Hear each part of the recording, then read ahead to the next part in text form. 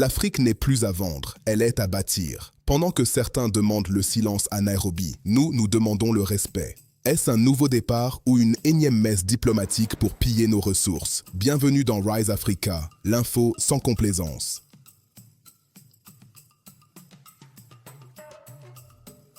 Bonjour à tous, Africains du continent et de la diaspora. Je suis David Nkomo et c'est un honneur de vous retrouver. Rise Africa, c'est votre média, notre mission. Décrypter l'actualité africaine avec rigueur, loin des clichés et de la langue de bois. Nous sommes là chaque jour pour vous. Alors, abonnez-vous maintenant, activez la cloche et surtout, laissez un commentaire. Dites-nous tout de suite depuis quelle ville ou quel pays vous nous regardez. C'est votre engagement qui fait battre le cœur de Rise Africa. Plongeons maintenant dans ce qu'il ne fallait pas rater ces dernières 24 heures. Un tour du continent en quelques minutes. Direction Kampala, où Yoweri Museveni a prêté serment ce matin pour un 7e mandat consécutif au Kololo Independence Grounds. À 81 ans, le président ougandais entame une nouvelle étape de son long règne, sous les yeux de nombreux chefs d'État alliés. Malgré les félicitations internationales, la question de la transition démocratique reste une plaie ouverte pour la jeunesse du pays. En Afrique du Sud, l'étau se resserre sur Cyril Ramaphosa. Le Parlement a annoncé la création d'un comité d'impeachment. L'affaire Fala Fala, ce scandale de devises cachées dans une ferme, revient hanter le président qui pourtant refuse catégoriquement de démissionner. Ramaphosa réaffirme sa légitimité, mais la stabilité de la nation arc-en-ciel semble plus fragile que jamais en ce 12 mai. Au Sahel, le silence est lourd. Aucune nouvelle opération majeure de l'AES n'est signalée aujourd'hui, mais la vigilance est maximale. On pense encore les plaies des attaques coordonnées d'avril au Mali. Les civils, comme toujours, paient le prix fort de cette instabilité. L'AES consolide sa force unifiée avec le soutien croissant de la Russie, de l'Iran et de la Turquie, loin des structures de la CEDEAO. En République démocratique du Congo, un léger recul des rebelles du M23 est noté, mais les violences persistent dans l'Est. Les groupes armés continuent de semer la terreur, rendant le quotidien des populations congolaises insupportable malgré les annonces politiques. Côté économie, l'Afrique confirme son rôle de poumon minéral mondial. La compétition pour le cobalt et le lithium s'intensifie. L'uranium et le cuivre sont aussi au cœur des discussions à Nairobi. Tout le monde veut une part, mais à quel prix pour nous? Hier, des accords massifs ont été signés pour le rail et la logistique. 100 milliards de shillings kenyans pour désenclaver la région. Cela nous amène à notre sujet principal, le sommet Africa Forward de Nairobi. Qu'est-ce que cela change vraiment? Ce sommet, co-organisé par le Kenya et la France, réunit plus de 30 pays. Mais pourquoi cette alliance maintenant? Il s'agit de redéfinir les partenariats économiques dans un monde en pleine transition énergétique. L'Afrique est le pivot. Emmanuel Macron opère un virage stratégique. Après ses déboires au Sahel, la France cherche refuge en Afrique anglophone. C'est un aveu de faiblesse, autant qu'une tentative de survie diplomatique. Le Kenya devient la nouvelle porte d'entrée. Au-delà des minerais, des partenariats en art et technologie ont été annoncés entre la France et le Kenya. Une tentative de soft power évidente. Est-ce un vrai changement de logiciel diplomatique ou simplement un habillage plus moderne pour les mêmes intérêts de toujours? La question reste posée, mais l'ambiance a été gâchée par un geste. Macron interrompant un panel de jeunes pour demander le silence. Inimaginable ailleurs. Les réactions ne se sont pas fait attendre sur le continent. Beaucoup y voient la persistance d'une attitude paternaliste insupportable.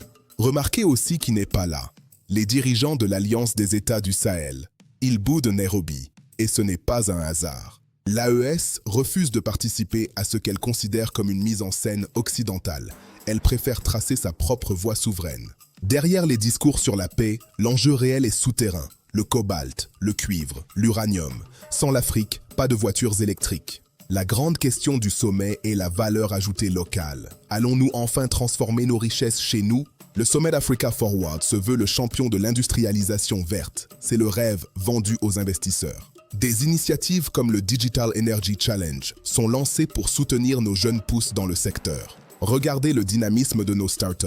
Des initiatives comme le Digital Energy Challenge ne sont pas que des mots, ce sont des financements concrets pour nos génies locaux. L'IA et l'entrepreneuriat sont les moteurs de cette nouvelle Afrique. Le sommet de Nairobi tente de capter cette énergie, mais les talents sont déjà là, sur le terrain. La transition énergétique ne doit pas être une nouvelle forme de dépendance. Nous avons le soleil, le vent et l'eau. Il nous manque juste l'audace politique. L'industrialisation verte doit avant tout créer des millions d'emplois pour notre jeunesse. C'est le seul indicateur de succès qui compte vraiment à nos yeux. L'industrialisation verte doit avant tout créer des millions d'emplois pour notre jeunesse. C'est le seul indicateur de succès qui compte vraiment à nos yeux.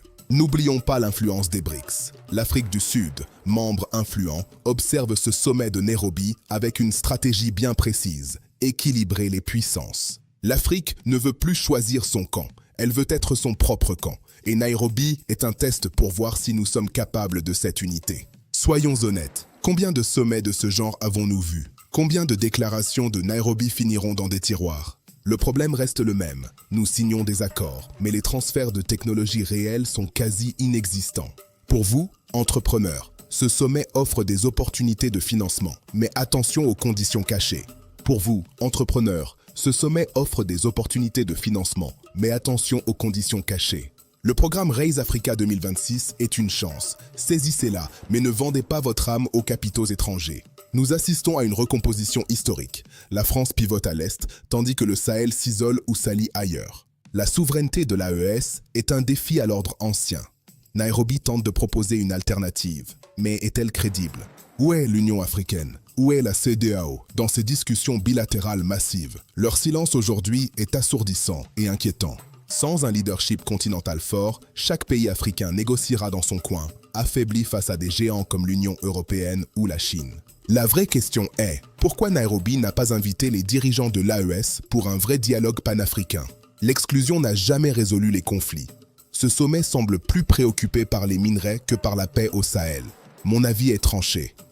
L'Afrique ne doit plus être le terrain de jeu des puissances. Nairobi doit être le lieu de notre réveil. Nous devons exiger la transformation locale de chaque gramme de minerai qui quitte notre sol. Pas de transformation, pas de contrat. La souveraineté n'est pas un slogan qu'on crie dans les rues. C'est une réalité économique qu'on construit par la transformation locale. Si nous continuons à exporter nos minerais bruts, nous continuerons à exporter nos emplois et notre futur. C'est aussi simple que cela.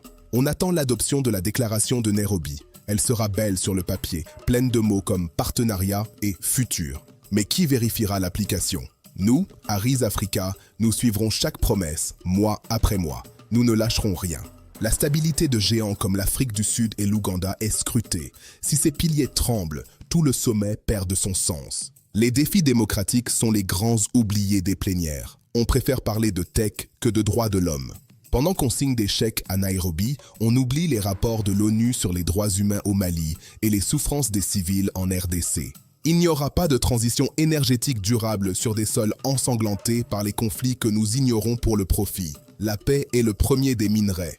En résumé, Nairobi 2026 est le théâtre d'une Afrique courtisée mais divisée. Les enjeux sont immenses, les risques aussi. Le futur ne se jouera pas dans les discours de Macron ou Ruto, mais dans notre capacité à imposer nos propres règles. Ce sommet est un miroir. Il nous montre ce que nous pourrions être si nous étions unis, mais il nous montre aussi nos failles. Ce sommet est un miroir. Il nous montre ce que nous pourrions être si nous étions unis, mais il nous montre aussi nos failles. Si vous avez aimé cette analyse, partagez-la. Envoyez cette vidéo à un ami qui a besoin de comprendre les dessous de Nairobi. Et vous, pensez-vous que ce sommet va vraiment changer quelque chose pour l'Afrique? J'attends vos réponses en commentaire. Demain, nous irons plus loin dans l'analyse de l'Alliance des États du Sahel. Pourquoi ce retrait de la CEDEAO est irréversible? Merci d'avoir été avec nous.